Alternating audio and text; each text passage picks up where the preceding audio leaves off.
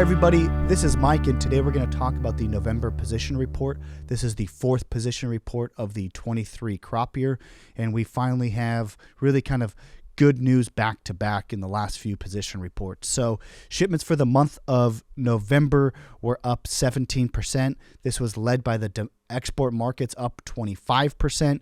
The U.S. domestic market was down 2%. Year to date, this puts us up around 10% for total shipments.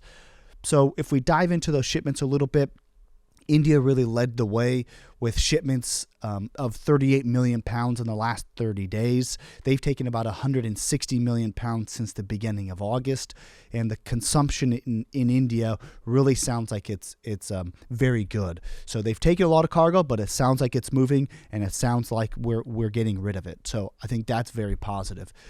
Sales for the month of November were 208 million pounds, relatively in line with what people were expecting. That should set us up for good shipments in the month of December.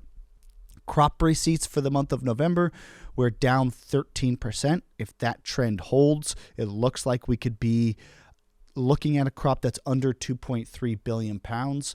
Before we take into account the loss and exempt, which at this point looks like it could be as high as 4%, which is double what it was last year.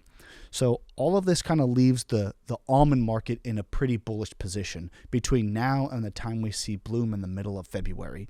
So we've seen prices basically from last week start to inch up slightly.